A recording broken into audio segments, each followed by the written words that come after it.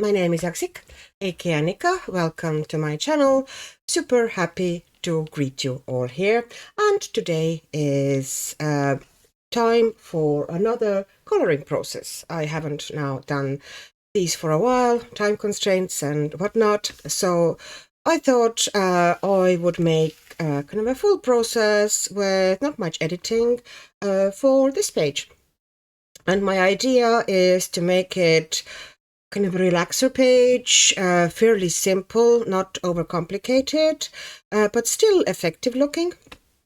So I have in my mind that it's going to be mostly kind of a bit of a sepia monochrome with a bit of a color accents, and I think it would be a nice page for you to kind of play with watercolors, and it is really simple to practice.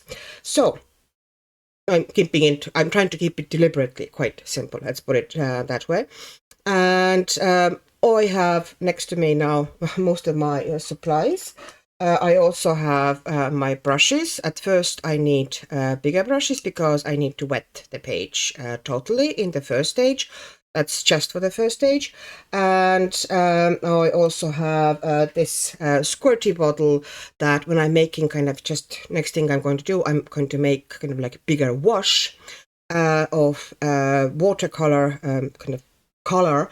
And for that one, it's just nicer if I can put just some water into one of the wells and then add paint to that, and I can get correct consistency of the paint. So that's about that.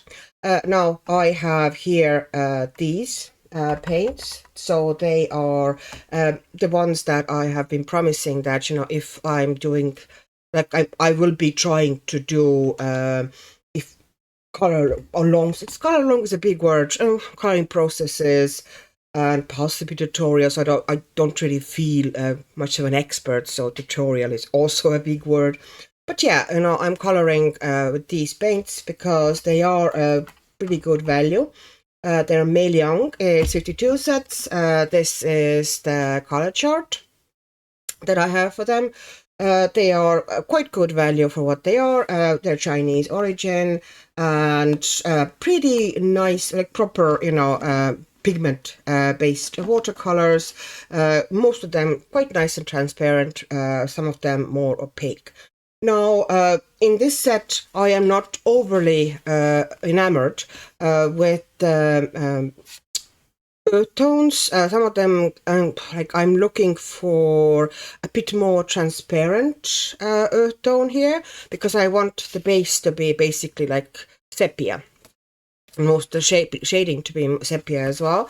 So I do have this sepia here, but I'm not very keen on that one. So I thought, why not just show you how to quickly mix, quickly and easily mix a nice brown, kind of a vintagey brown from pretty much any watercolor set you have, because all of them are going to have those or similar colors.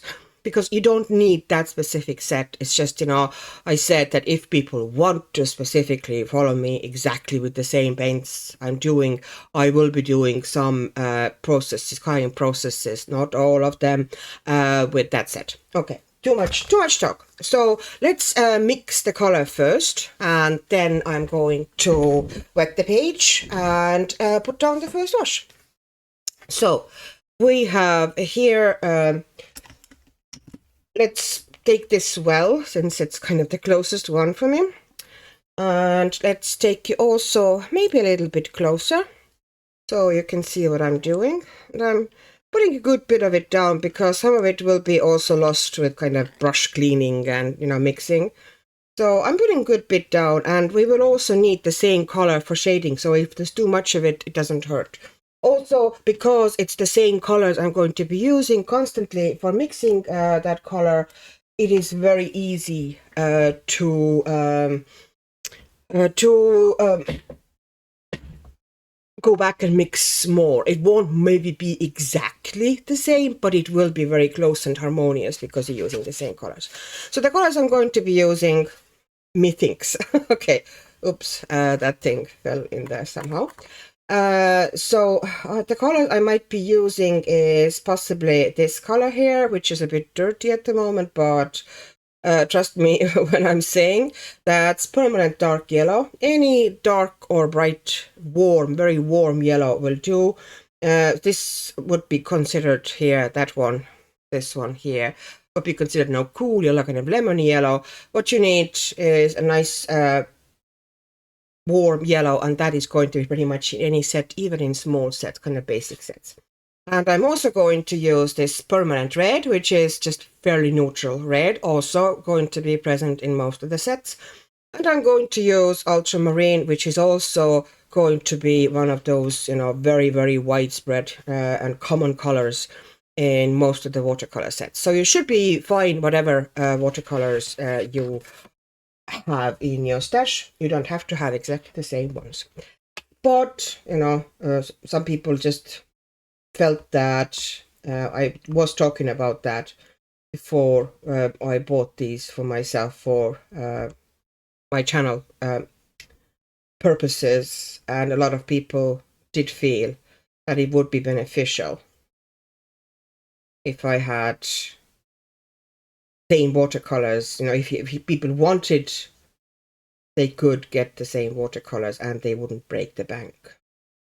So I'm not saying that these are my favorite watercolors, but they are very good price for what they are. And they also have loads of convenience colors. So if you just feel sometimes like just putting color on the paper and not mixing, there should be plenty here for you to play with. So I'm not affiliated anyway. I'm not advertising them in any way. Just letting you know that that's what they are. So I put now a good bit of yellow into that water. So at the moment we have nice yellow water. Okay, I'm taking a random piece of paper.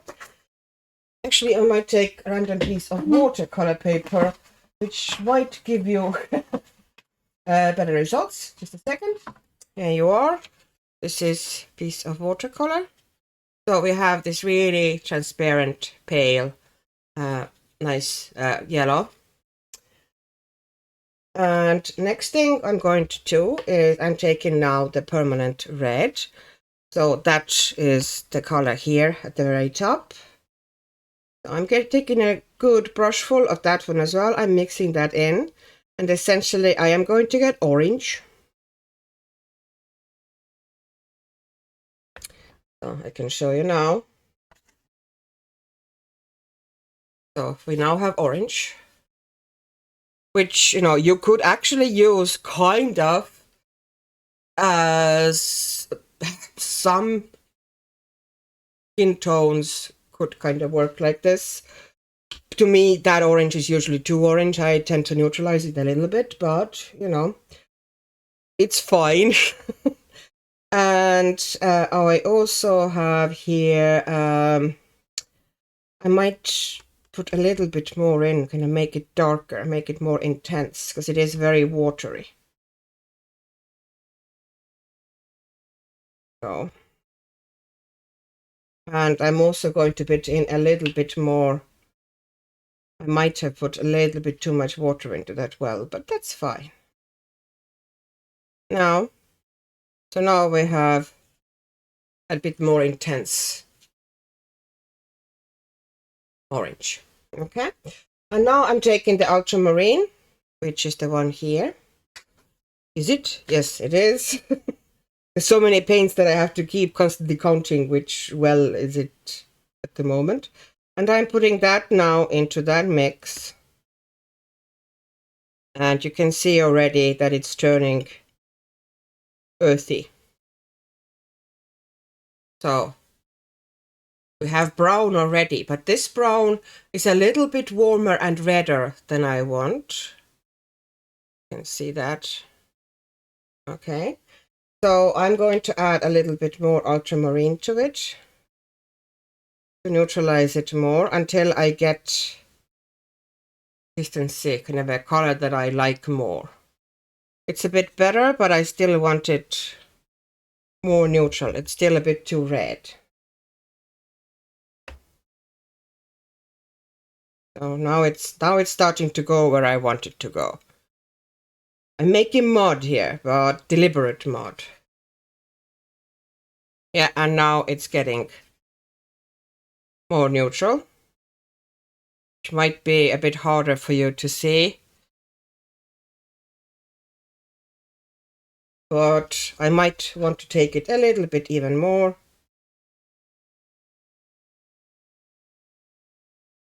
I might put it here. Now I'm getting to where I kind of want to be with it. Maybe a tiny bit more ultramarine and then I'll be done. I want it to be not overly warm. I want it to be fairly neutral brown. Tiny bit more. Now. Yeah. There we go. This is the color. A little bit more blue just to intensify it or kind of darken it. And I also might want to put in tiny bit of yellow, slightly warm it. Not huge amount, but slightly warm it. So, and now I'm going to turn that paper. Oops. And this is the brown we have. And this is pretty nice tone now. Nice neutral brown with slightly warmish undertone. And if you put more of it on the paper, you get darker areas, and if you put it down very light, it's going to be quite light. And it's going to, of course, dry lighter as well. That is what watercolors do. Okay, so I might even put a tiny bit more yellow into it, just give it some extra warmth. Yeah, that's better. No.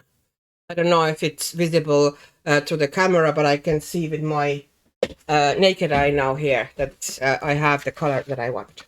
Now, and next step is going to be, I only used that brush at the moment. That actually came with the set, that brush, which is surprisingly, it's, came with a fairly cheap set, and obviously not a super expensive brush, but it's actually a nice brush that comes with a set. So it holds the point pretty well, takes, a fair bit of water, and is nice, kind of a medium size. You can do details with it and slightly bigger areas.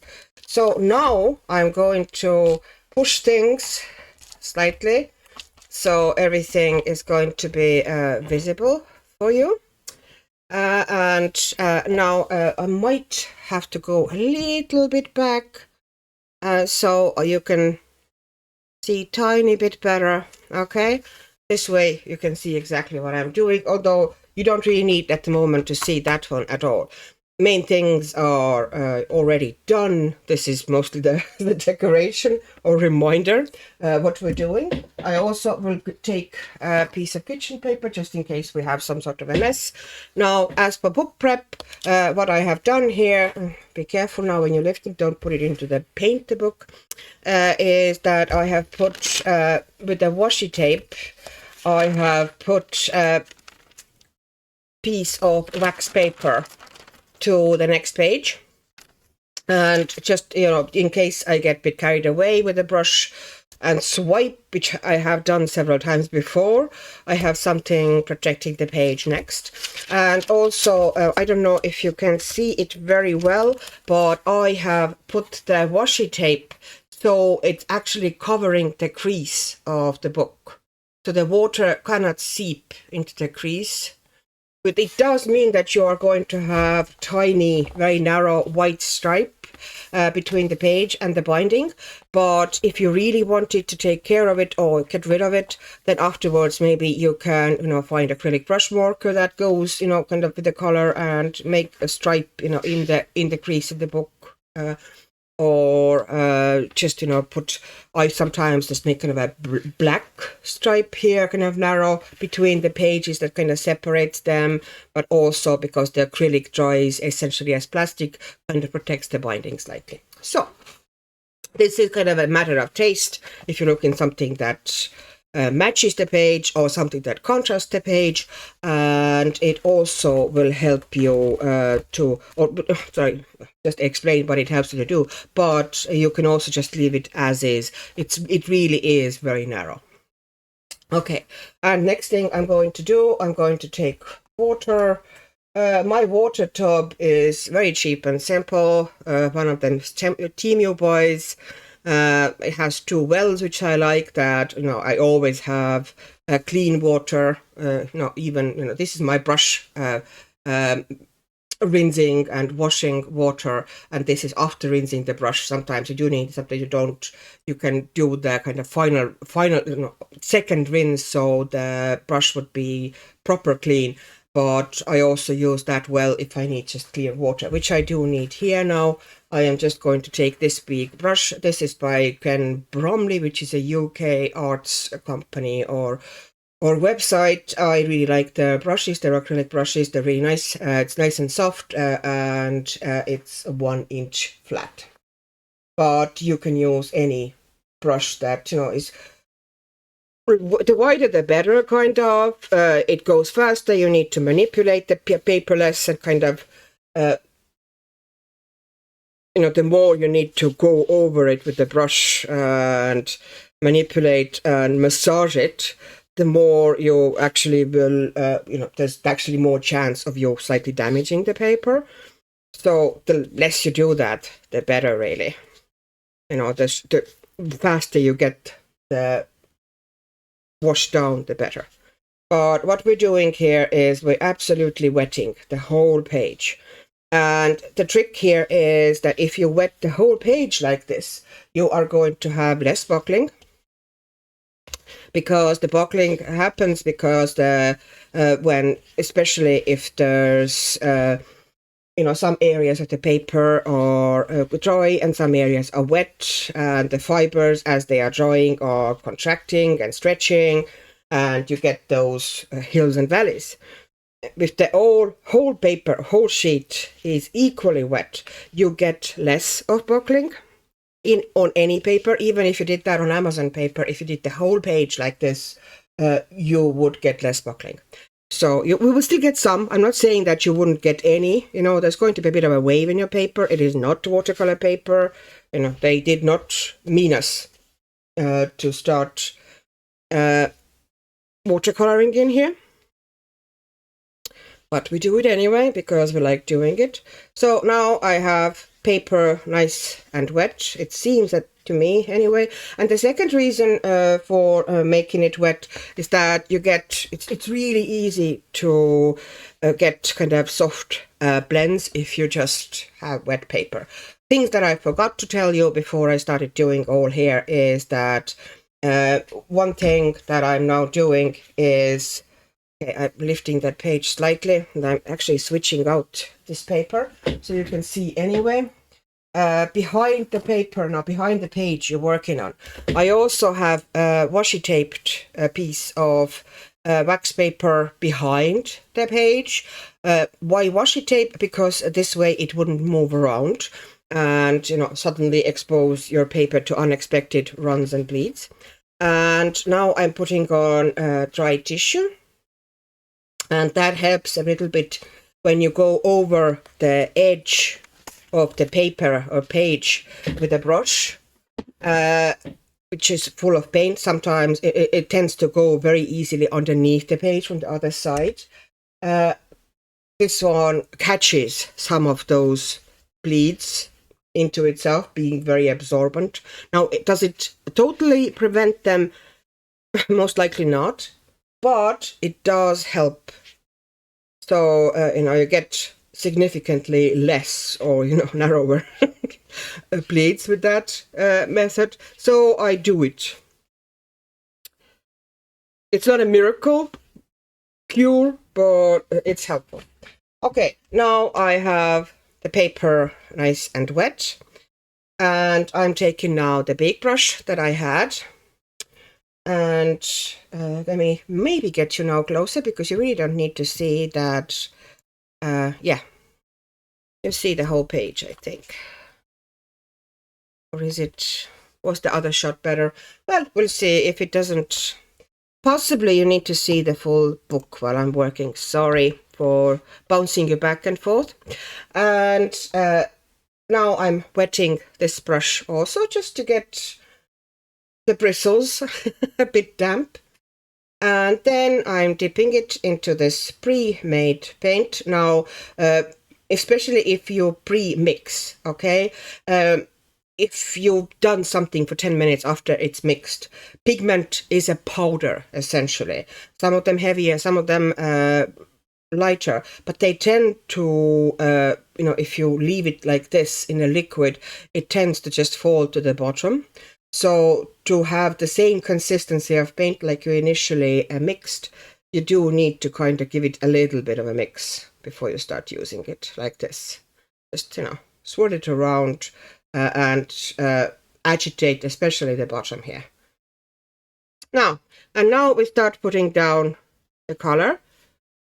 Now, because the crease is protected, I'm not very worried about the crease, but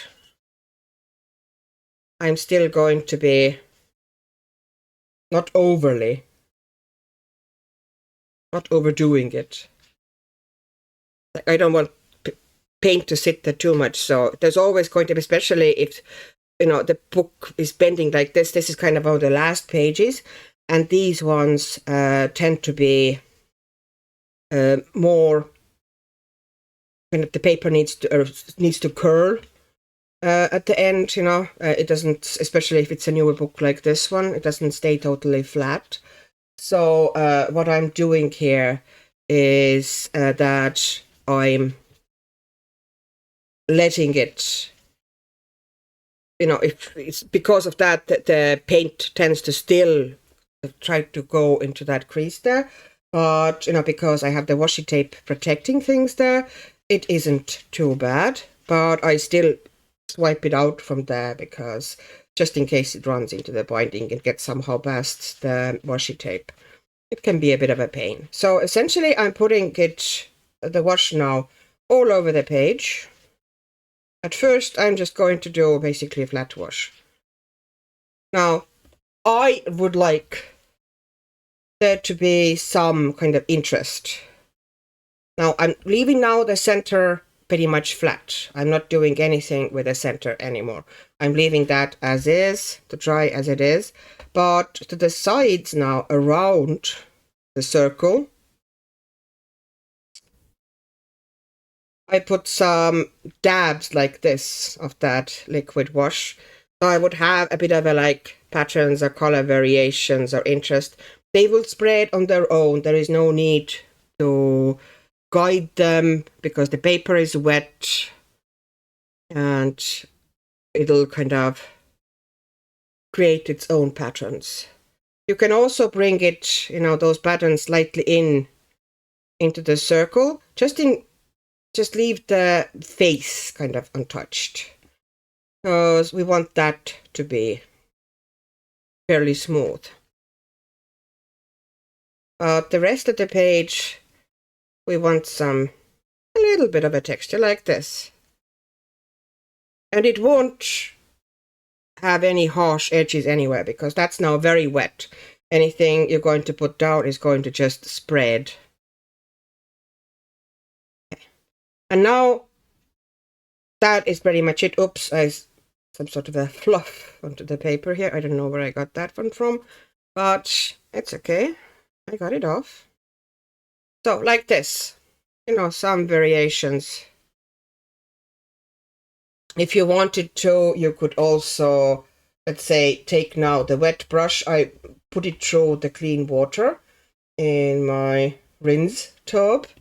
And then here's the sponge. Sorry, I don't need to take.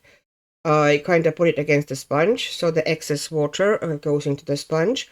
And then if I wanted to, I could take some excess paint, just with a gentle swipe like this off the face. But here, doing that sort of a big wash, the bigger the brush, the better if you do the full page like this, and the softer the brush, the better. This way you are forced to work with a soft hand, and you don't scrub the paper and you damage the paper less, because the paper is going to have some damage anyway. You are essentially flooding it with water, and it's not really meant to be. But doing it like that, you will have less damages. So you can dab the excess paint off again, and if you wanted to, like, I don't really mind. It's going to dry lighter anyway, but I'm just showing that if you feel that maybe you made too dark of a wash, you can at this stage still take paint, lift paint a little bit. And you can wait now tiny bit, and until it's not as puddly anymore. You can then if it's dried a little bit, drop some extra kind of drops of water into it to create effects, kind of a water and watercolor effects.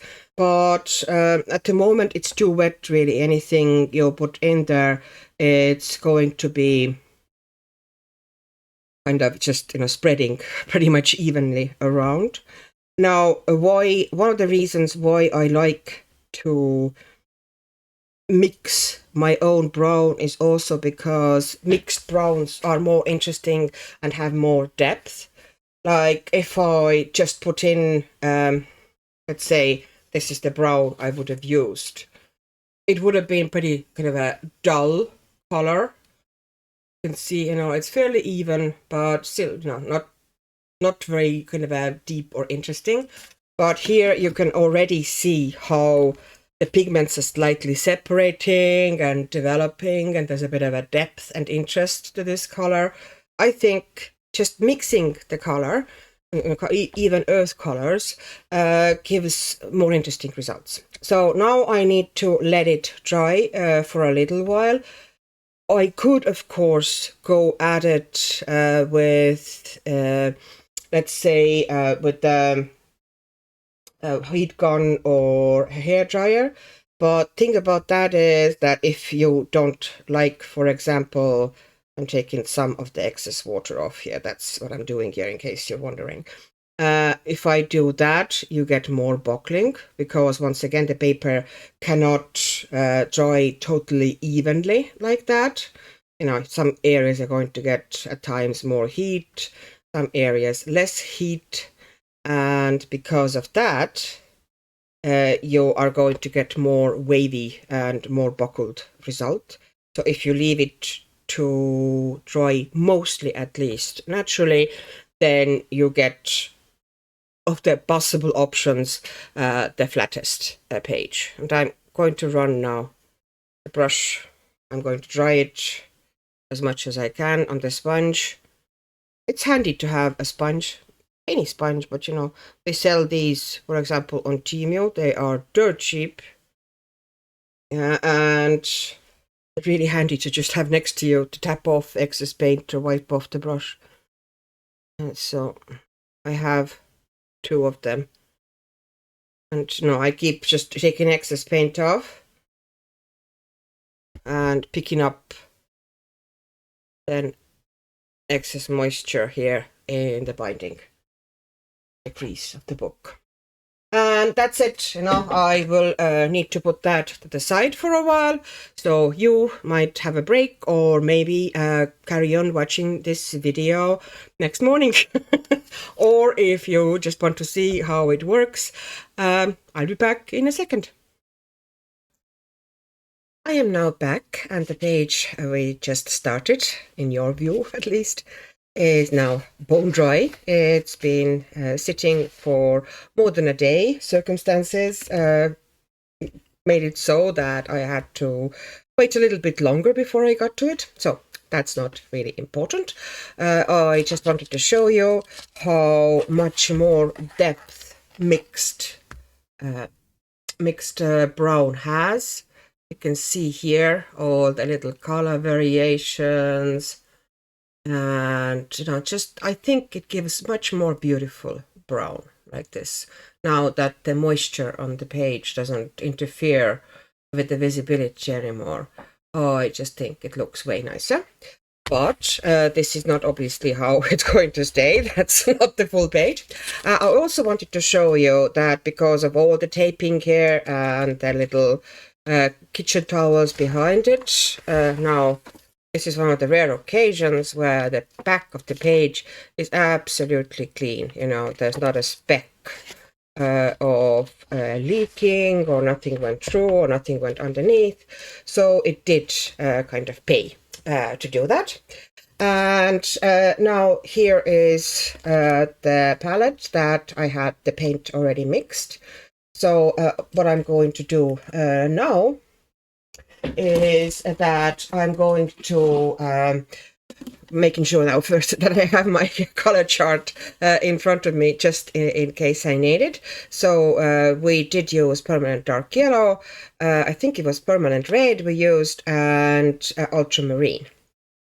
So this is what we used for mixing the green, and mostly we will be using, you know, all these colors on the page from the watercolors. I do not think we are going to take out anything else now, except possibly acrylic paint. I haven't yet decided, but I think we're adding kind of aqua acrylic to some bits here. But other than that, well, acrylic markers or gel pens, it doesn't really need to be acrylic.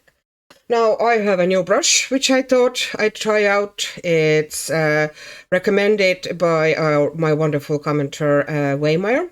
It's Princeton Neptune. It's size 8 round. So we'll see how this is going to work for me. Experiments, but I have my usual kind of a cheap brush next to me as well, which is, you get them on AliExpress, you get them on Amazon, you get them pretty much everywhere. They're from Semi-Art, and this one is Ice Shake or something like that. Just kind of a made, it's basically a synthetic squirrel, and they are usually come in sets, and very soft, very nice French fastening, very good brushes in my opinion, especially for the price they charge for them. But these ones would definitely be for watercolors only. They are very, very soft and not really suitable for gouache or acrylic paints. No, absolutely pointless blabberings here. So here now, the paint that I mixed, obviously, quite a while ago, you know, here has gotten pretty thick. You can see how gloopy it has gotten. Now, if I needed to go really strong in some areas, I wouldn't have any issues. So what I'm doing is I'm taking some of that really strong, kind of a thick paint from here. I'm not diluting it all. I'm just taking some of it and putting some water on it with the brush. And let's see if I have a piece of paper so I can test it out. It's probably better off being...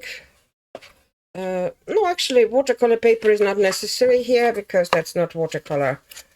So I'm going to put that down.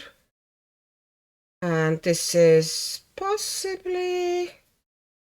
all right, I put a tiny bit more water into it from my water bucket next to me. And now, before I even did the full kind of wetting and background, excuse me, sorry, I had drawn a circle. Basically, there was a half circle here underneath the portrait or whatever. So I kind of continued that circle around. It's not perfect, but, you know, it's close enough. I might or might not, you know, put some kind of a dots or whatever around this circle to kind of bring it together better. And now I am going to kind of take the paint, that's now basically a wash, and I'm going to now I'm going to be working... oh, sorry, I put it onto the wrong well. So I keep my brush pretty wet and I work it around this circle. So I'm leaving the outside lighter, and I'm bringing some darkness from the edges of the circle I have. It was just drawn with a regular kind of a pencil. I think it was HB pencil of unexplained origin that I just found in my... Basically, I have some pencils in front of me. I just grabbed the closest one. And I'm bringing it kind of up to the face. I don't want it to be... Oops, I got some of the face that I didn't want to, but I can fix that later. I don't want it to be super even. I actually want some variations here. So first, I'm kind of bringing it down the face so I have some contrast for the face. And then once I have that done, I might kind of drop more paint into it. So here. Yeah, it does hold pretty nice tip. A point. That brush. And my main goal here is to bring that portrait a bit forward by giving it slightly darker background. There we go. So I'm trying not to go into the portrait itself here.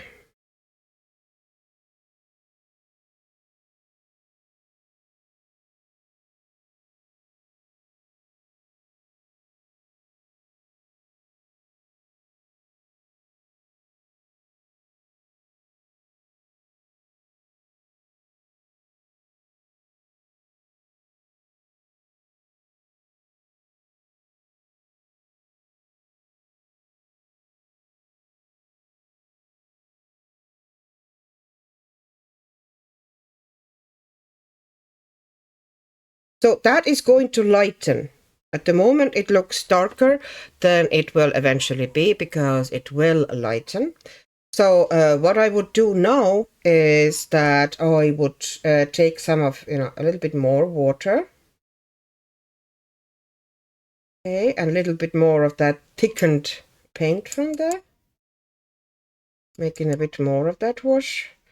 And I'm going to kind of drop it, especially to the edges a bit more. And I'm not trying to be like super even. I'm actually trying to put some texture in the background, some interest. And the sharp edges that, you see at the moment, because it's a bit damp, they will soften somewhat.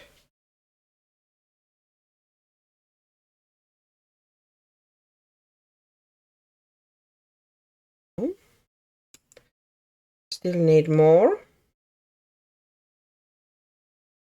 Taking more from here. And especially here, where I want that to be.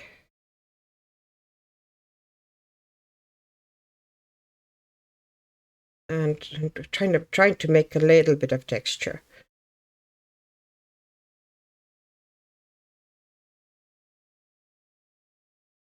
Now, there is a danger that, since we're putting several layers of watercolor, it might eventually come through somewhat. On the back, let's see how it's doing. No, we're fine. Because we're not really layering water on top of water, we are making sure that the paper is dry before we put more layers on. Or in this case, but I am adding more on the damp paint. I try not to rub paper too much, not to manipulate too much. Just put some water into it. And at the moment, the second layer, I'm just adding to add interest. I could have, if you feel that the kind of a more smooth look is more appealing for you, that you like this one better, then you are absolutely welcome to just leave it kind of this smoother coverage like it was before. I just like a bit of more interest there. Oops, that went through, but it's fine. It's fine. Just to have it slightly more interesting. Yep. And now here, I don't like what I did here, so I'm diffusing it a little bit. I pulled my brush out too far. But that's fine. Now, and there's also a couple of elements of the queen. I call her a queen because it has a crown. There's also a couple of elements of the queen I would like to do also darker brown. So here's that dress bit. I want to put darker brown here or darken it. There's probably going to need to be more layers. Okay. So now I'm going to take a smaller brush. Time being, I'm taking this brush now, which is kind of finer brush, but same story, it's kind of a soft watercolor brush. I'm going to take some of that pigment I had left here. I will soon probably need to mix more, but at the moment I still have some of that paint left that we just mixed. And we already put some here, so I'm going to now, in thin layers, without trying to be super soft about it or anything, kind of pull some shadows into the cloak. It's going to be like lightish cloak, but because it's sepia or kind of vintage color, we obviously don't use any other colors. Yeah, we just use the same color essentially in most areas for shading. I am going to do a little bit of a couple colors that I'm going to add here, but they're going to be limited.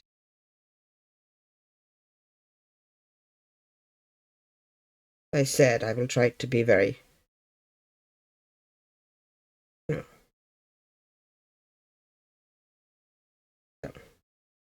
leaving these like that. And if I want to, I can just rinse the brush a bit, tap the excess moisture off the sponge, and go over those edges slightly here to maybe, soften or diffuse them. That depends how much of a blended look you like. If you're going more for very distinctive watercolor effects, or if you want to make a softer look. And here, oops, I had a drop of water there hanging. I'm going to also put some darker bits here where the cloak is going to be in the shadow. There's going to be a cast shadow here, and I'm going to pull some shadows up here as well, just to create a little bit of a dimension into that cloak. I want that cloak to look fairly light compared to the surroundings.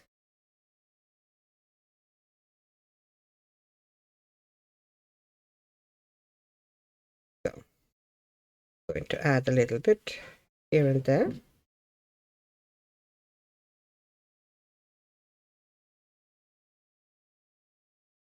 No, because it's pretty tightly pleated here, so there's going to be some shadows here. But I'm not trying to be perfect about it. The whole point of this portrait or this page is that we are doing it in a fairly relaxed and slightly loose way. So I'm also going to put some darkness into the ear. That here. Eventually we will add a bit more with a separate stripe there. But at the moment this one is enough. We are going to create a shadow on her neck. So let's put some shadow here underneath on the neck and on the hair, bringing the chin shadow, of making it stronger. I'm leaving a lighter area here. Now I'm rinsing the brush, tapping it off onto the sponge, and I'm softening that area a bit, and it will dry lighter. I put some moisture in the water, and it looked immediately darker, but it's going to become lighter. And I'm taking once again some of that pre-mixed brown. Okay. And now I'm going to, okay, let's make sure that I'm not too heavy here with the paint. So I'm going to put some onto her upper lip here. Then some onto her bottom lip here. And a little bit on her chin. A tiny bit. And I need to now soften that out.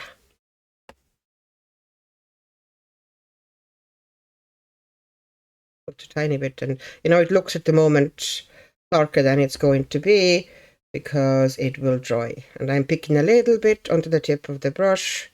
I'm running at the bottom of the chin as well, and I am running here, kind of where the hair is, whole area.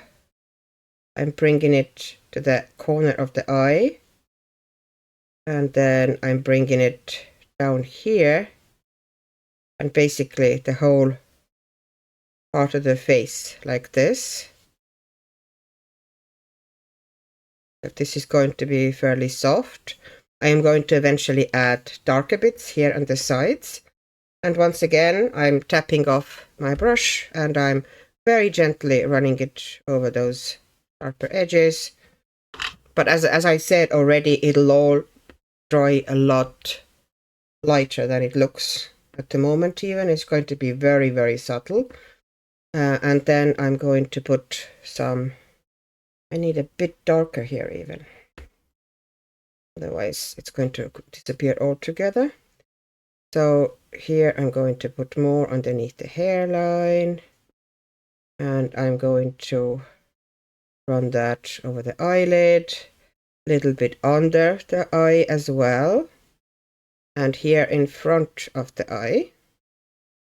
And it's going to run kind of in front of the cheek, a bridge of the nose, the color, and we're going to kind of draw the nostril shape here a bit. That's a bit too harsh. Like this. I'm going to soften the edges, of course, in a minute, and I'm going to put some shadow here underneath the tip of the nose and underneath the nostril, like this. So the first very, very faint shadows are now down. I need to soften their edges, but that is going to be fine. And I will now, of course, keep adding the shadows onto the face, but things need to kind of dry a bit. So every shadow that I'm going to add now is going to need to be narrower than those bands that I put down. These are the kind of widest, softest shadow areas. So, oops, I had too much water there. So, and softening that one too, very, very gently with the brush. Okay. Now I want that hair actually to be fairly dark. So let's work on that, except, okay, I need to kind of soften you here a bit. Yeah. So the face, so it would dry a little. We're going to go into the hair. And we are now running a bit low, soon enough, on the brown. But we hope that we can still get some. So I'm taking now a bit stronger brown, And I'm here going to be, oops, I see here fairly kind of a sharp bits, edges. Eventually I'm going to splatter as well to give a bit more interest. But at the moment, not yet. So this one is not going to be overworked. I am really trying to create a fairly easy page, a fairly relaxed page, because I myself am a bit tired at the moment. I've been making very involved, quite heavy pages this month, quite a lot. So I'm basically creating like stripes in the hair, darker stripes. And this way, some of the highlights are going to be preserved as well. And I can always, add more to them if I want to eventually. But at the moment, I just tried to, oops, I took the lighter. So yeah, I don't know even yet if I'm going to go in at all with any pencils here or anything, or I'm just going to try to leave it as a very loose watercolor page, which to me would look really nice. These strands here need to be pretty dark. Well, I want them eventually. And this hair is going to be layered as well. This is going to be, at the moment what I'm doing here is essentially kind of the first layer. So I'm putting the base shadows down.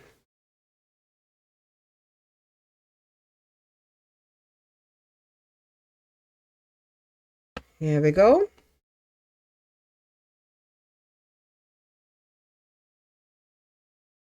And here we're not trying to do very precise strands or anything. We more so give an impression, because the direction of the hair is already down. We're just creating impression that some areas are slightly darker, some are slightly lighter where the light hits them, and so on.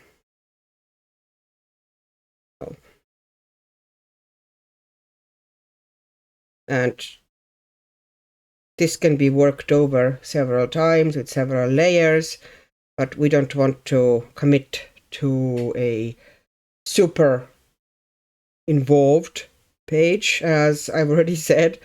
So we try to keep it fairly simple. I might need to, if it actually, might be easier eventually to add some little bit of pencil there in the hair to emphasize the darkness in some areas and so on. But I don't want it to become a very involved pencil page. I want it to be a simple page. One that I don't do too often. But I really should, give myself a bit of a break as well. And it's a good page for you to just, because it's not very complicated or overly involved, it's a good page for you to practice your brushwork or play a bit with watercolors. And these Maria Trolle books allow you to do so. They let you to put way more, quite a bit more watercolor down than most of books would, well, coloring books would. So I'm going to put a good area of darkness here, the bottom of the bun. Yeah. And I'm now going to start bringing up strands from it. And I am trying to leave some of the kind of lighter areas untouched there as well.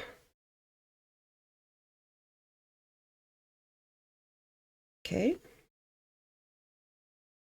And I'm trying to make the brush strokes in the same direction as the hair strands are going. And if something goes a bit off, you can just tap off your brush dry and go with the dry brush and kind of pick up excess paint from some areas and so on, or soften out the edges. You don't have to leave too much light color, but you do need to leave some. Okay, I think we are kind of very low on the richer pigment here that we have mixed previously. We need to do some more color mixing very soon, because we will need more of that brown, and we need quite a bit. So I'm going to put some extra in. So I have this bit, kind of the base, finished. And now I'm going to need to mix more of the brown. So while this dries a bit more, I might still need to give it a bit of a blast with the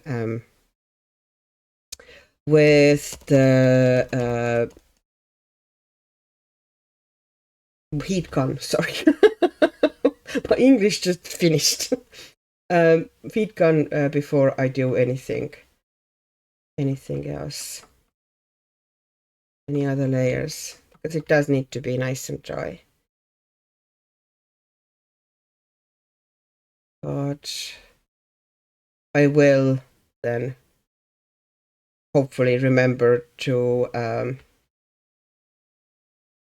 mute the sound for you while I'm working with the heat gun.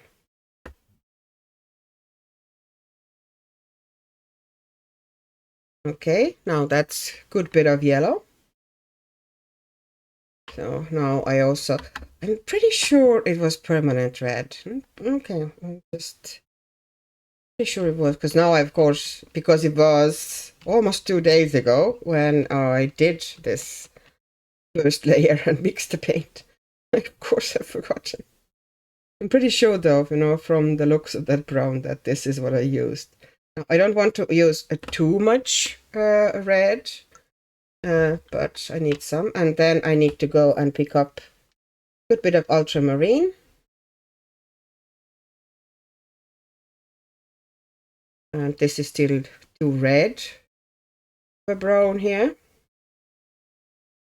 So I need to neutralize it more. And I'm picking up more ultramarine. I need it to be pretty dark brown. And I don't want the red to dominate in it. Sorry. I want the more so, yellow dominated. If, some warmth is in it, I prefer it to be kind of like a yellow warmth. But I'm still going to add a little bit of ultramarine because I want it to be pretty dark. The ultramarine is now the pigment and the paint that gives it this brown, the depth, darkness of it. And a bit more ultramarine. And then I am going to add a bit of yellow. And then we should be fine. We should be fine. And I'm testing it on a paper. Yeah, we are close. And that's pretty much what I wanted. And now I need to pick up. If you want to do that, you can use hair dryer, or you can, if you do have a heat gun, use a heat gun. But before now you add any more layers to it, in case you don't want to wait, like I don't at this stage want to delay finishing it, but not finishing it, but carrying on with it. I would need to do a bit of drying here. Now the page is dry after a bit of work with a heat gun. Quick reminder, if you are drying a page in the middle of working, then give equal amount of attention to the front and back of the page. And if you do like that, trying to keep the drying rate as even as possible on both sides, you get a little bit less buckling. So that's about it. Now let's carry on with the face and everything. So I'm now just taking that now fairly thick paint, and I'm also going to add a little bit to the sides, and I'm going to bring it out like this. This is now way more concentrated than it used to be. And occasionally I will bring, I will slightly dampen the brush and slightly soften the edges, but I do want to keep some texture there, so I don't try to get it like super even, but I do try to get it so it like wouldn't be looking out of the place, the texture. So just a little bit here and there.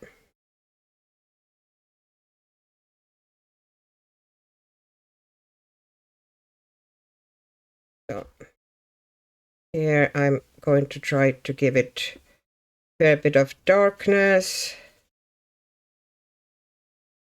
Might even go kind of near the neck and everything with the darkest. There would be a good contrast here at the bottom, and a bit less, there would be slightly a lighter area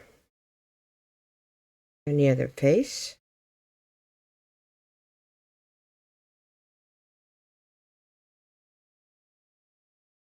So I'm trying to make sure that I'm not going with the dark paint into the skin.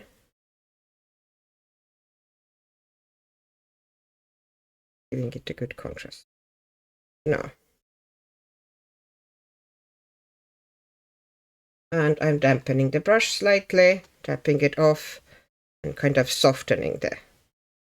But I'm not rubbing the paper any time really. I'm actually working very softly. Anytime I need to soften something, I tap the moisture on, or because it's a very soft brush, I kind of I pet like a very small gentle animal the paper. that sounded a bit weird, but I hope you understand what you mean. I try not to rub paper and agitate the surface too much, because as we've talked about that probably ad nauseum at this stage, no coloring book paper is actually meant, well, there are a couple possibly books, but it's actually designed to accept water the way watercolor paper is. So you just do need to work certain way.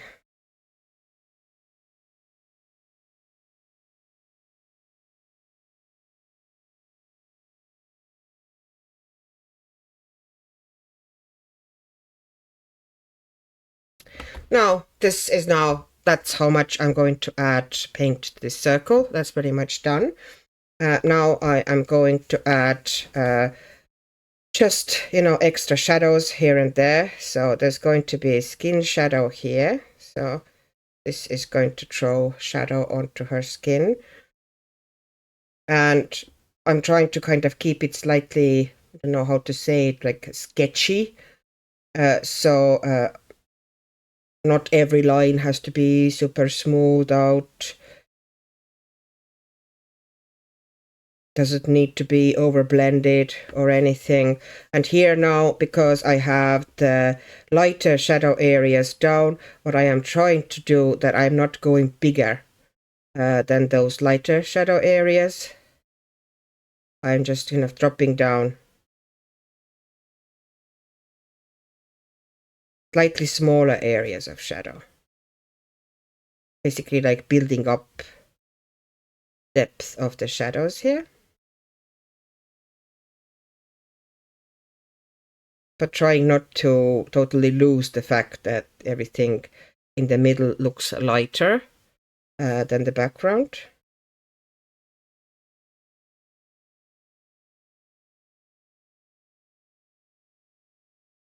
So that. And here is the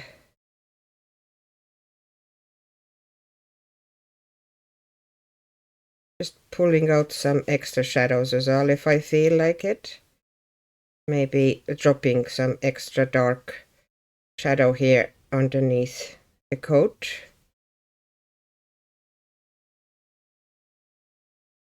Here underneath the button, put something, making sure that there's a bit of a shadow underneath that band. Just try not to overdo it and keep it loose. Now I want that dress of hers to be a good bit darker. So I'm going to put some darkness into it. Extra layer. So there would be a bit of a more contrast between her dress and the coat. Okay. And now I am going to add really nice dark color onto her top lip, trying to make sure that my brush isn't oversaturated. Now, and another good shadow here. So I'm basically pulling it there and there and there and underneath the ear. Maybe even bring it a little bit further, and also something underneath the hair here. Oh. And now I just wet the brush and then tapped it off, and I'm softening the edges now there, so it wouldn't be like super harsh. But I still wanted good dark shadow here. Might have been still a bit too wet. Okay. As I said already, everything now here that is down will lighten as it dries, because that's the nature of watercolor. If it goes down and it's very, very dark and it kind of scares you for a moment, don't worry, wait until it's dry, and it might actually be exactly the correct shade. So I'm putting a bit of darkness here in the ear. That. Dropping extra darkness underneath the chin here. And now I am going to go and put some extra darkness here in front of the eye. Okay. A little bit. And nose. And maybe if I tap off the brush, some extra onto the bottom lip as well. Now, and I rinse the brush again. And now I need to soften this here. And I lightened it slightly. And I'm bringing it again. The nose here.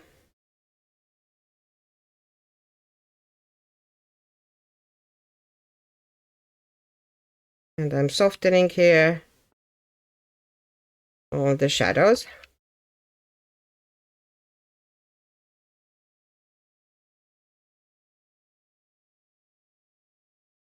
Now. And I'm taking a bit darker again. Making sure that I'm not, brush isn't oversaturated, because here we don't really want very juicy lines. We want to work like, not dry, but not overly wet. So we can control how the pigment moves. And because now we mix that brown, it kind of has, occasionally you have this vibe that the colors are peeking out.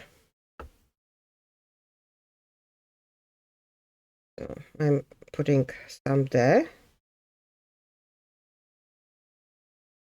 And some there.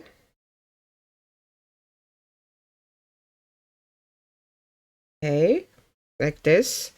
I pulled it down. And now as it gets getting emptier,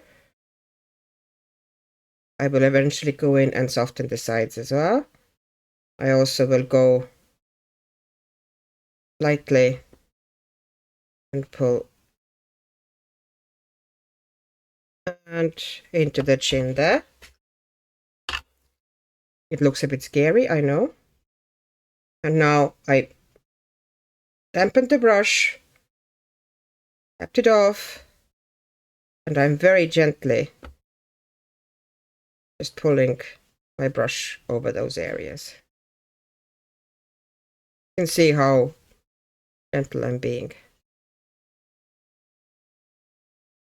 Just clean water.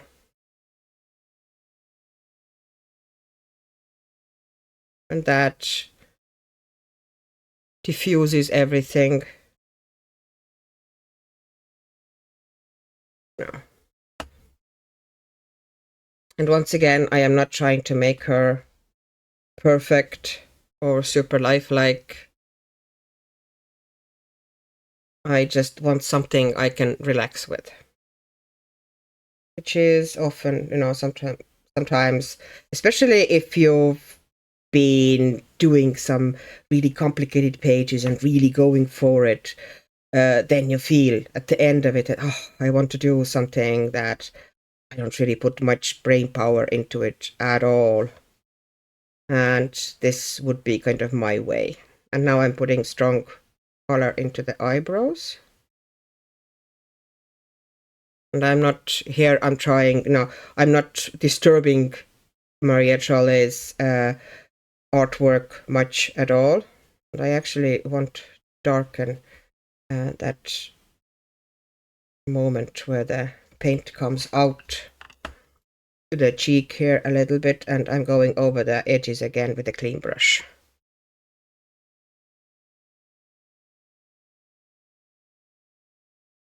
Might want to add some here.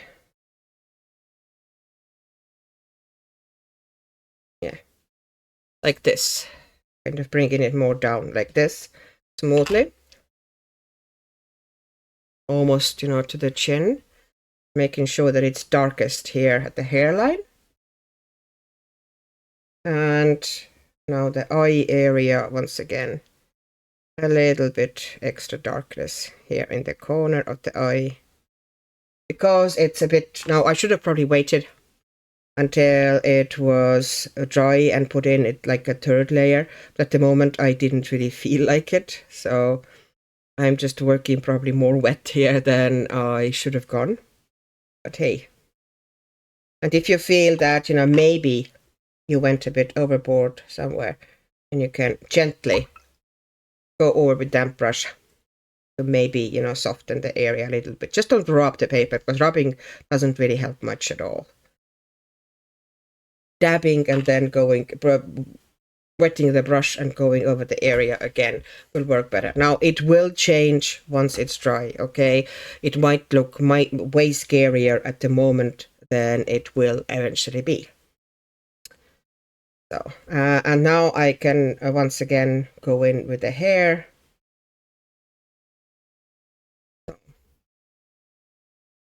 I'm trying now. And, you know, now you're just working the very point of your brush. And basically, wherever there is a dark line going somewhere, I'm trying to kind of go either right underneath that dark line or basically over that dark line in the middle of it. Oops.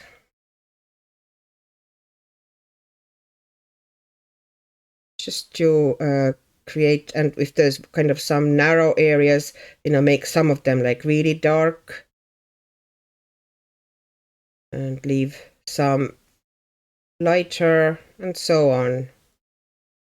This is, a lot of it is pretty much, you know, feelings. You look at the thing and think, okay, this part should be bit darker, and this part should be a bit lighter. Don't overwork it. This page is not meant to be overworked. Well, at least in my head, it isn't. You could, of course, you could make it super elaborate and fancy and have loads of pencil work in it, and, you could, I could. But as I said, not every page needs to do that, or needs to have that. Sometimes it's nice to have simpler pages also. And to be honest, sometimes it takes courage to color simpler pages, because it seems to be often almost like competition, who can do the page the most elaborate, the most challenging special effects and shading, and it kind of almost takes courage to take a page and say, no, I'm not going there. I actually want to do a very simplified, loose coloring. And I'm the one to talk. I usually tend to overcomplicate my pages, definitely. And I like doing it. It's, not for something else. I like often the look of very saturated and, kind of a super deep shading. But I think it would be healthy for me too to kind of keep some pages a bit more simple. And it would also kind of boost my creativity. So let's try it. Let's do it softer way. Okay, making this area, actually I decided that for the contrast I'm actually making the edge of the hair here darker. Okay, and more kind of stripes here. And the main thing is to just follow, the artist has already drawn, how the hair flows, how it moves. So basically follow that movement with your brush strokes. And you can, of course, go back into each line you put down and, soften all the edges and blend everything out. This is not what I'm going for. Okay, I need to make very dark. Don't go in there. Let's see, that's the problem now. Because the face is still very wet and it's essentially, I should have possibly dried it before I went in. But hey, it's done now.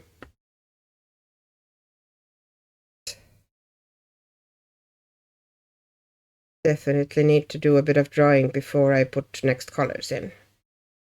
It will just otherwise mix into these colors here. Now,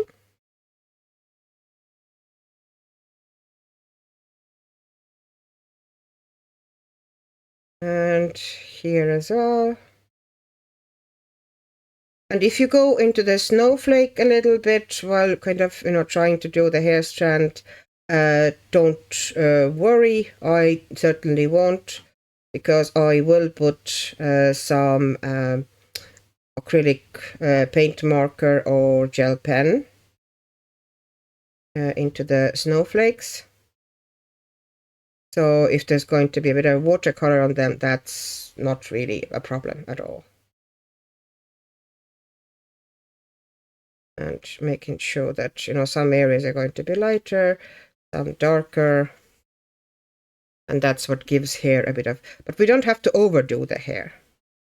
You do, yes, need to make sure that, there's going to be kind of some texture in it, and there's going to be some lighter and darker areas, but we are not going for a realistic hair here. So we just do it in a relaxed way. And I find working with brush, I don't know, something about it is so soothing and therapeutic.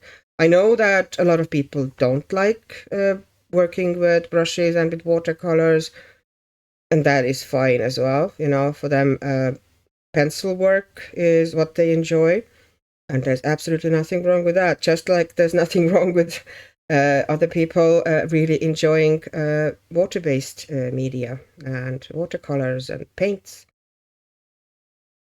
And in my case, it's not just like I enjoy only paints or, you know, only water-based media. I genuinely love pretty much using anything I can get my hands onto. So I just left, you know, a couple of little areas where lighter area is kind of peeking out. And I'm not even trying to make them very even or anything. They just kind of hint at here. I am definitely not trying to make it look like genuine proper hair. Which wouldn't be super hard here actually, because the way she has drawn it, there's a good kind of a flow. And, you know, if you wanted to, you could definitely do pretty decent hair here.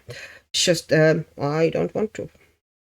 And some areas that I feel, okay, you know, this is too light, you know, there's not enough contrast there. I am putting now in some extra color or extra darkness, because I want that crown a different color. So, you know, I want them to stand out. I want the crown and some bits of the image stand out, and I do that by making here everything very sepia, and then just eventually using other colors. And instead of deep shading and you know, heavy blending, this will hopefully give me the contrast that I crave for on my pages. It is almost literally a craving. I, you know, don't feel quite happy about my page unless it does have, you know, pretty strong contrasts on it. But it doesn't necessarily need to be achieved with heavy shading. So, okay, so I think the hair I am going to essentially leave as is. You could see I was not doing anything elaborate. I was just basically following the curves of what the artist has put down. Now, I do need to give it a little bit of drying. So let's see if I will remember to switch off the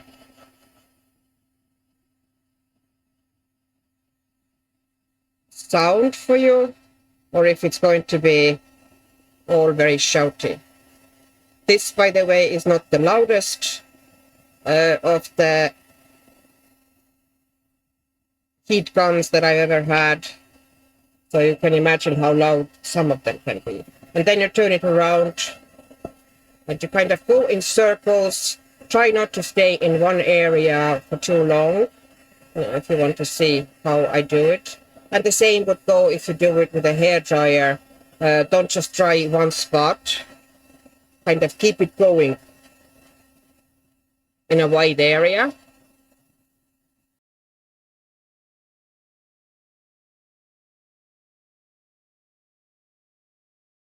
Now I am going to take a clean brush, and I'm taking some of the permanent red, which is the first red there.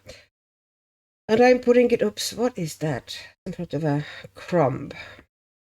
I'm going to put some of it into a separate well. And I'm going to see how strong or how weak that mix is. Yeah, that's fine. And I'm now going to make the crown red.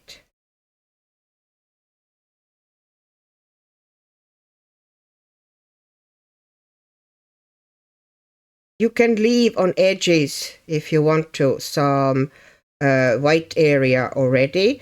I will probably, otherwise if sometimes it can be a bit tricky working with a brush, leave the white areas. So what I will probably eventually do is that I'm going to put that white in with the gel pen. It's just going to be easier and faster, to be honest, to do it that way.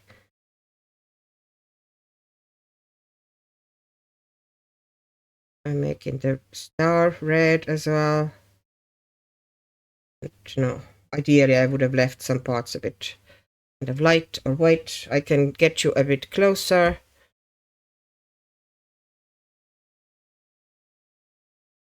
So I think that gives a really nice contrast. Now I will probably dry it and put another layer slightly darker on top, because as I have said, it does tend to dry lighter. So to give it some extra depth, I am going to give at least kind of like a right hand side or lower side an extra lick of the same color. But before we get to that point, we also do a couple of other elements on the page with red.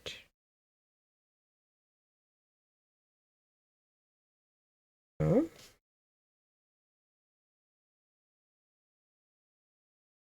there we go.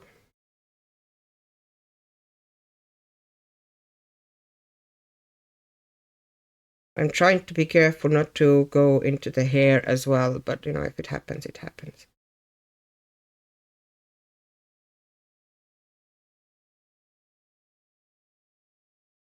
And I think doing a couple of elements with a really strong color like this really boosts the page. Already, I think it looks way cooler than it did. And now I'm putting the same red. Now I'm making that medallion red around that star, which I'm leaving kind of the lightest color because I didn't put any shading in there. So this one would be kind of lighter. I am also, in my imagination, there's kind of like ribbons running here from that. So I'm going to put some red in there and also here, because to me they're like extensions of this ribbon that runs around the neck, which I'm going to make red too. And also this ribbon here, I want that to be red. So some small elements, it does not need to be much, but some couple of small elements really boost the page. And it's not going to be the only color, okay? I'm also going to use aqua. All right, and I'm also going to kind of create another ribbon here.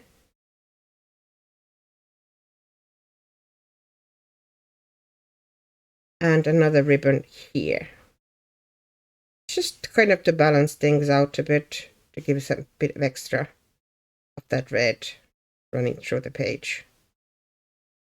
Okay. Like this. And that's enough red, Let's not overdo it with red. So now next step is to dry it.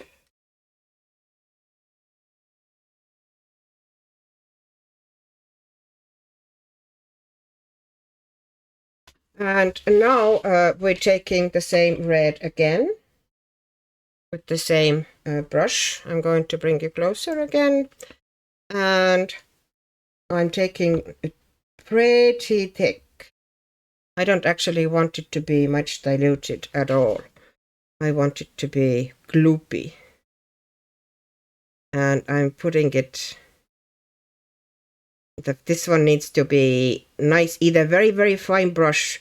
If you can't work with a point, then take a detail brush and just put it in some areas, like leave some areas lighter. Like this. And don't soften the edges. Kind of leave it then it gives more of a metal or metallic effect if you have kind of sharp highlights here and there, and here as well.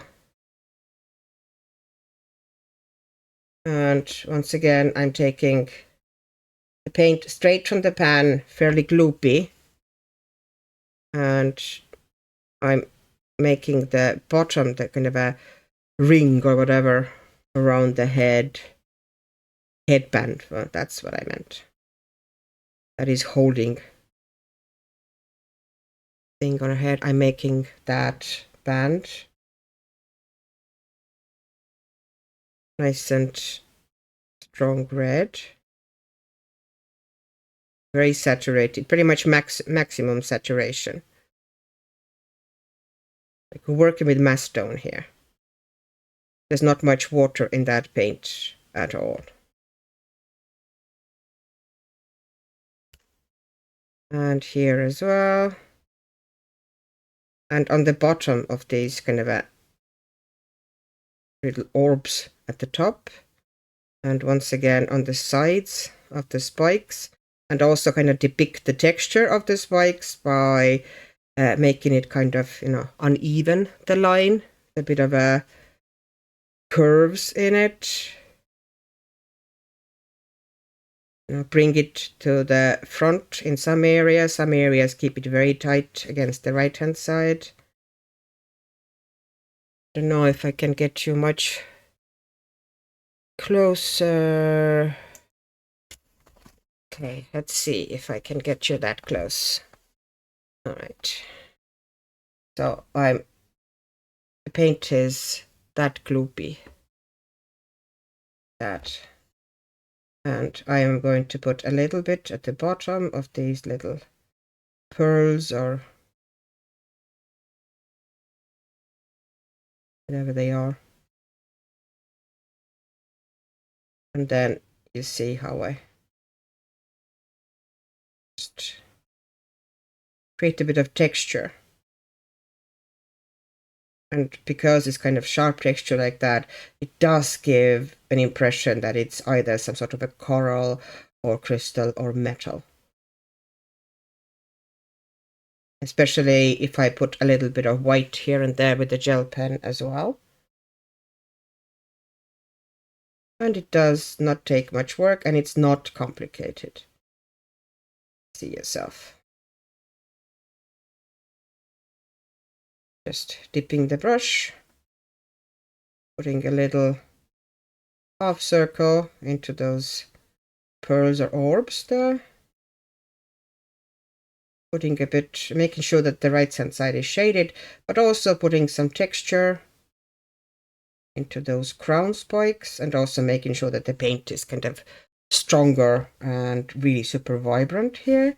This way we have less work afterward to do with the anything really once all that paint is down.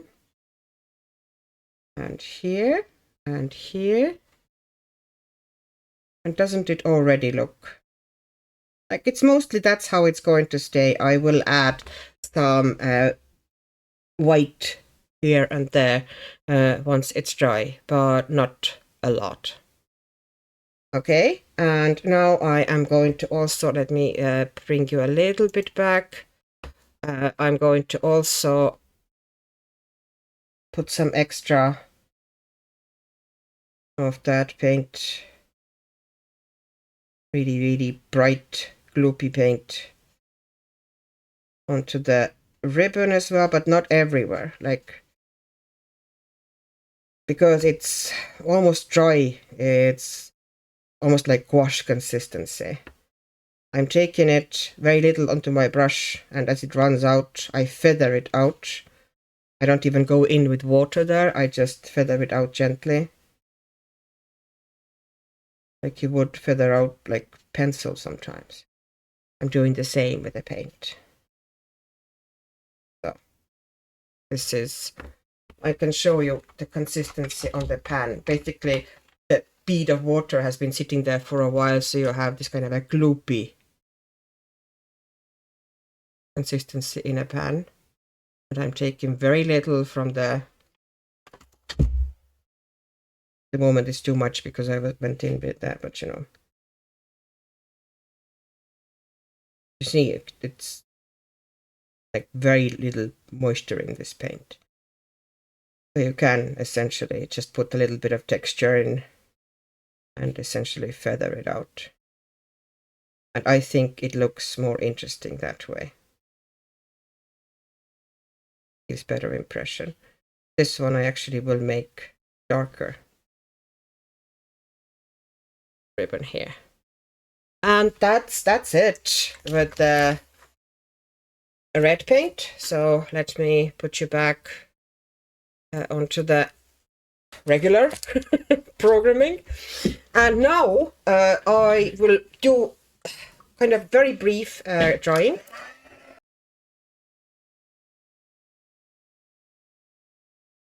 Okay, and now I want to do some splatters because I want some interest in the edges here as well. So I need a brush that is good for splatters. So I usually like to use for splatters those fan brushes. Pretty much any brush will do, but I find that these give a nice splatter, essentially. That's my point. So for this one, I will use that leftover earth tone or brown that we mixed. But one thing that I'm going to protect slightly is going to be the face. The face and possibly the crown area and basically the profile of the woman. So I'm taking those they're just post-it notes, and I am ripping them in pieces and kind of covering up kind of the main areas that I don't want to get splatters onto. And I just kind of shape like this one is too long. Yes. No. Okay, like that here. Okay, and I'm taking this bit off. Too much, possibly. And here's this area as well. I don't want any on the neck. And maybe I will also try to protect slightly this kind of a coat area, the cape area still. Might put something onto that hair and the crown here as well. No, and even if it goes a little bit onto that part of the hair, it wouldn't bother me much. This one I would like that it would keep better onto the paper. I don't really like how this one is sitting, so I need another one that would sit a bit more stable here. Okay, a little better.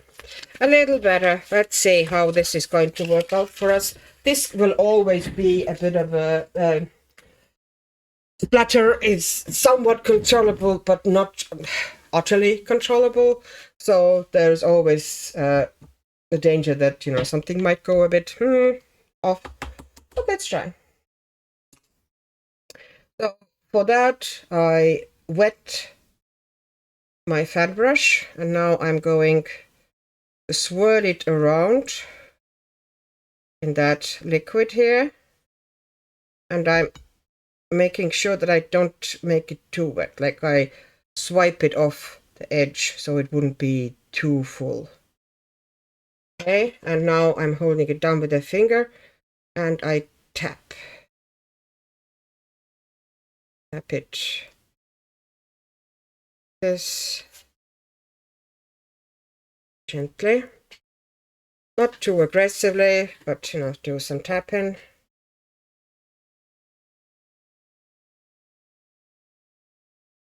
Bringing some into the circle as well, just to unify the whole thing. But it does add a tiny bit of interest to the page. And I don't know, maybe I would like to bring some reddish splatter as well in here to the sides, just for funsies. Not sure if it's going to work out for me or not. My problem, excuse me, here is that I'm kind of running out of the paint here. So let's see if I can get some extra. And it will dry lighter, so it won't be as harsh looking as it is at the moment. Splatter always looks a bit better if you add some color variations. So now, once again, I wet it, and I'm going through that red now. And this is now pure risk, because I do not know how this is going to look like. Maybe I'm going to ruin the page now. But I'm putting, like, here I'm tapping it more gently. And I'm trying not to get many of those red splatters into the circle. I'm trying to keep them to the edges. But it kind of harmonizes a bit, or ties it with the red elements in on the portrait. And now I'm just cleaning my brush and taking off those things, Post-its. And now I need to give it a bit of a drying again, because we want to get to the final things. So I'm going to blast it a bit with a heat gun, and I'll be back shortly. The other color I want in this image is kind of a soft aqua green, blue, green. So I found the color that I think, to me anyway, looks exactly what I want in Langlois forest green set. It's called SG222, that color. I think it's really pretty.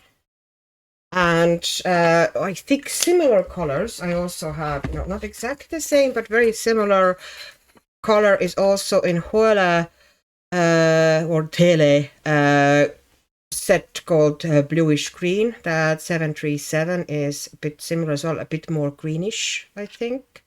This is the SG222 here. So, this one here also could kind of go. That's kind of like silver-bodied markers that look like this, the silver-bodied one. And this number is G248, but I think that's a bit too green for me. Maybe that one. This one to me worked exactly what I wanted. Well, it's never quite exactly, but anyway, close enough. Close enough. Okay, so I now want to pretty much fill all the snowflakes and all the circles with that color. Now, I don't know yet if I feel a need eventually. At the moment, it doesn't seem to be, but I might not need to have to do that.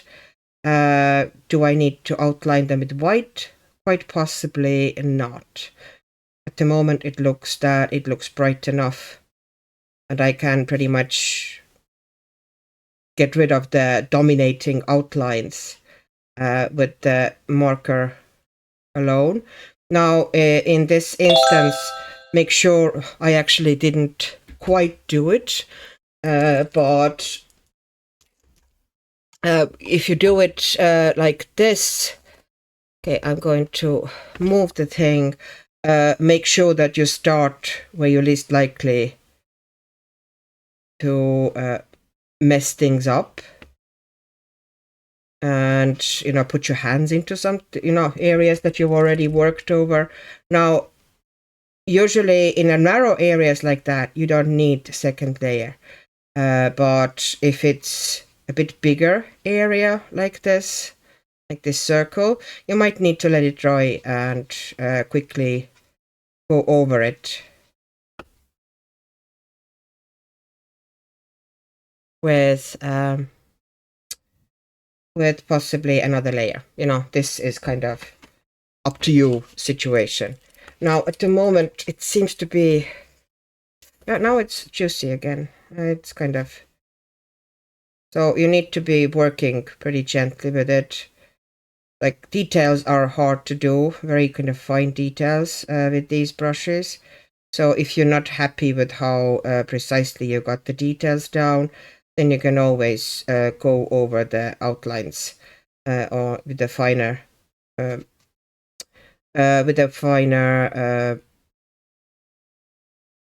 gel pen later on. But I just now want to make them not quite white, if you know what I mean. I want some other color. Actually, this color looks on this surface lighter than I thought. It didn't, you know, look like there's a quite, like if you look at the paper, you probably would, to the camera it doesn't show as much, but it looks way brighter and stronger color on white paper than it does on this. So as I said, I will probably need to go over at least, you know, when there's more of a flat color of it, like in those circles, I will definitely need to go over here. And I'm just going to essentially do all these in another color. And this is the only color except white I am going to use on this page. I don't want to overdo it with colors. I wanted to keep it pretty minimalistic in that sense. And I'm trying to keep my word here, so, or my intent here. So let's not sabotage ourselves.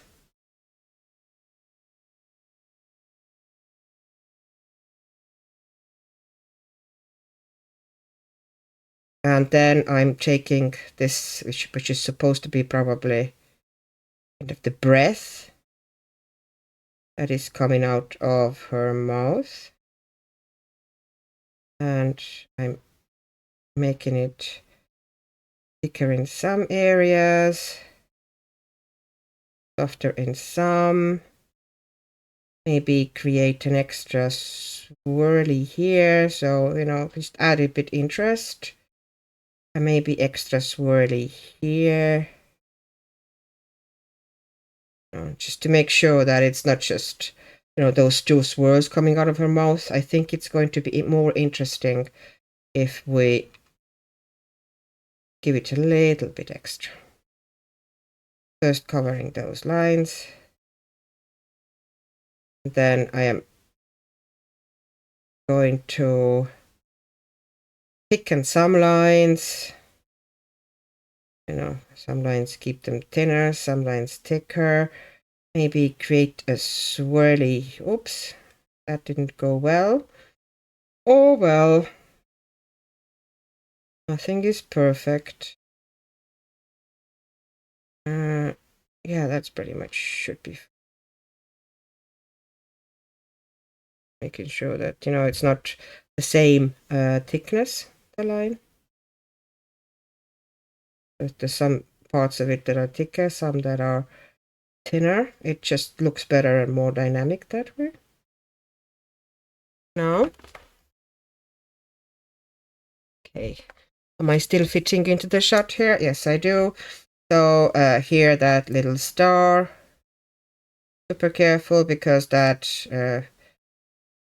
brush pen, as I said, is not exactly meant for making tiny details, although admittedly they do try to tell you that it is, but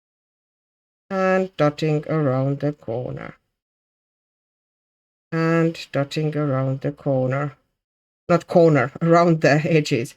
And I will also put a bit of a dot in the middle of the snowflakes, if there's space for it, or that circle, and kind of emphasize if there's like little dots at the ends of it. I'm going to emphasize them just to give them a bit of an extra edge. And here I'm also going to make a tiny snowflake and dots around it.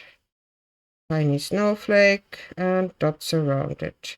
And if it's too small for a snowflake, just put dots around it. And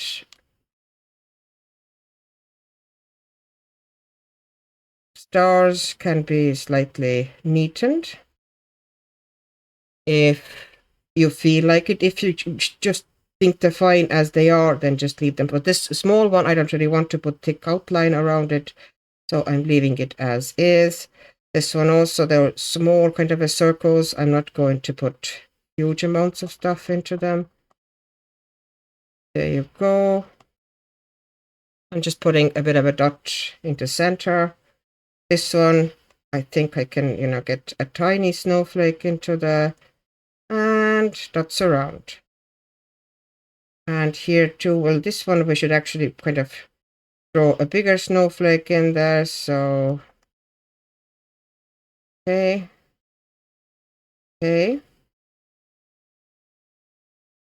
And I'm going to do it kind of a classic way, the easy one, nothing elaborate.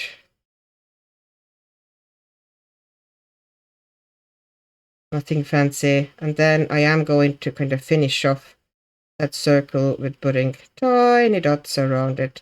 They don't have to be super even or anything. You can see yourself. I'm just, dotting them in fairly randomly. Okay, and here on this snowflake, just to give it a bit of extra edge or kind of neaten it up a bit, I am going to put some, make the dots at the ends white, and I also gave the circle here in the middle a bit white, and that woke it up pretty nicely. Here in the crown, I am going to add tiny bits of white here and there. I am adding them with a method of kind of barely touching. You see? Just very small details. I'm not going over the lines because if I'm not trying to cover all the lines, then if I went over there, it would just look out of place. So I'm just adding kind of tiny bits of white just inside the line or maybe on the line occasionally. But it really adds to the crown. Like this, this lighter area, I put extra tiny accents of white like this. And the more kind of haphazard and less uniform they are, the better in this instance.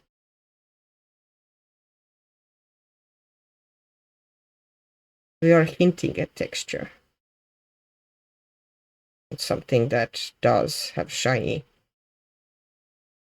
or is shiny somewhat at least. Okay, we're almost there with the crown.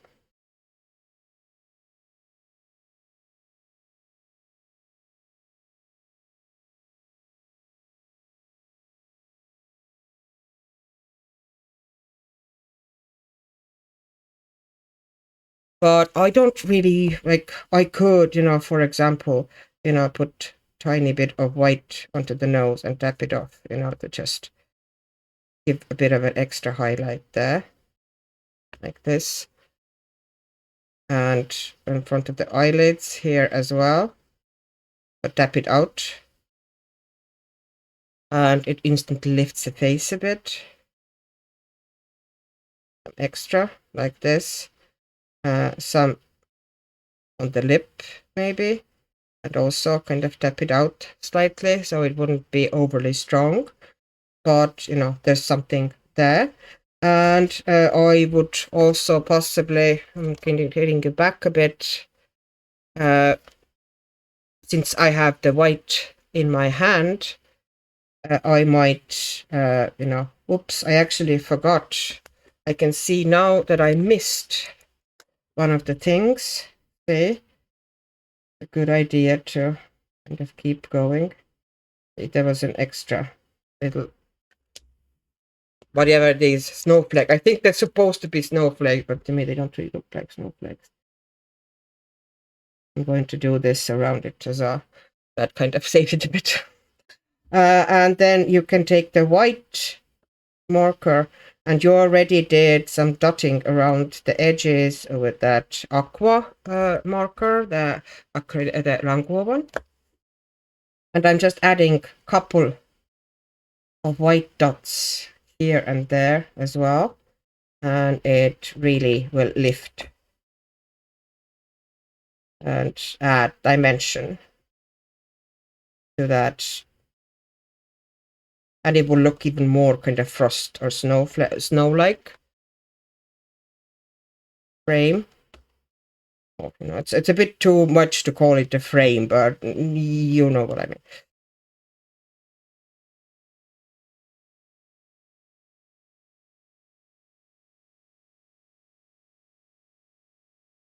And here now I'm going to put some dots into these whirlies.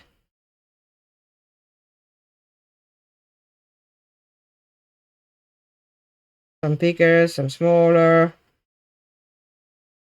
Don't keep them in uniform sizes. If you decide to do them, that's the thing. You don't have to do that at all. I just, kind of think that it will look cuter. There's a bit extra going on there.